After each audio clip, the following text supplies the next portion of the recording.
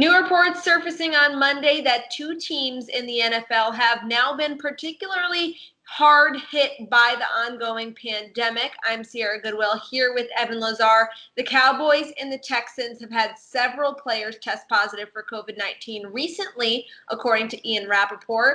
And this is just another point in an ongoing conversation about how the NFL is possibly going to play this season kind of as is, even without fans, in terms of the amount of people, players, staff that are involved in each organization and all the travel if they're still going to do their classic home and away schedule. Evan, what are your thoughts about this new news about the COVID-19 and how it relates to how the NFL is proceeding so far with the season?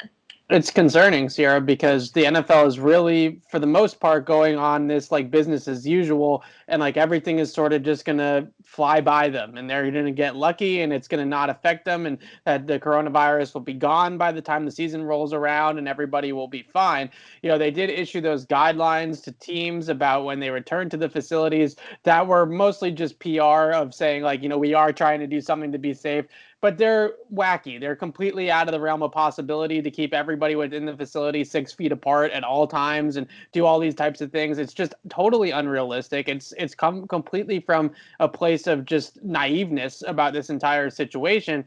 And then on top of that, basically they're letting these players roam free in the off season, train with whoever they want to train with, be wherever they want to be in terms of where they are in the country, going back and forth, flying different places, crossing state lines. They're not imposing any of these types of things. And these players are going out there on social media and posting these group workouts where they have 10 guys with them with no mask, with no protective gear whatsoever. And then we're not going to be surprised. None of us are. I'm not surprised to hear this news this morning. I'm only surprised to hear that it's just those two teams so far that have been impacted. I'm sure there's a lot of other teams that are being impacted as well. So the NFL is taking a naive approach to this entire thing. And until they wise up and smarten up and realize that this is going to affect them, just like it did with the NBA or the NHL or the MLB, then they're going to get into a situation where they are left with no plan and no season.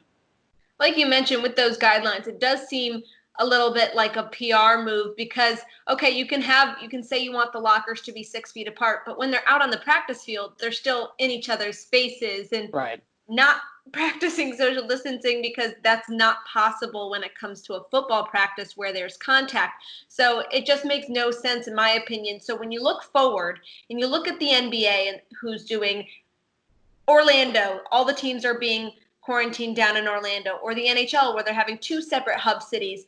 What's the appropriate way to proceed if you're the NFL? Because there's a lot more players and people in an NFL organization than either of those two sports.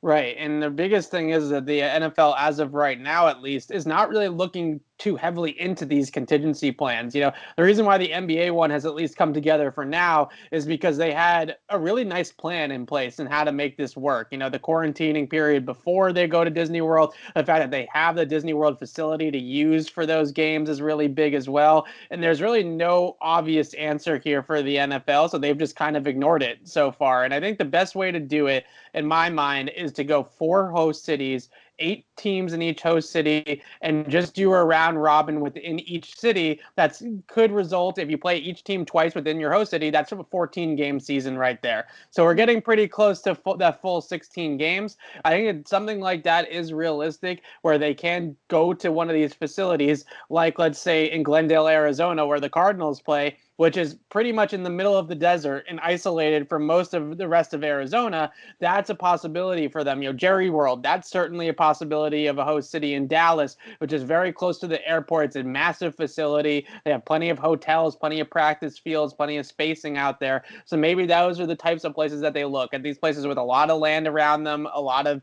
kind of freedom around them. But I think the biggest problem is not necessarily what they're going to do at the host cities. It's tightening up what's going on right now and what's going to go on leading into training camp. Because if you let these players continue to have free reign in their off season, and I get it, it's a freedom thing and no one's trying to take away their freedom, but if you let them do that, and then you bring all 53 or 90 players, back to training camp in Foxborough a month from now, where everybody's been in different parts of the country and everybody's been distancing to a different degree, I guarantee you that more people are going to contract the coronavirus. And it's not going to just be players. It's going to be coaches. It's going to be equipment staff. It's going to be people in the facility. If we're there with the media, it's going to be us. And then it's all of our families that become affected as a domino effect from there as well. So it's just, they have to start taking it seriously. It's that simple.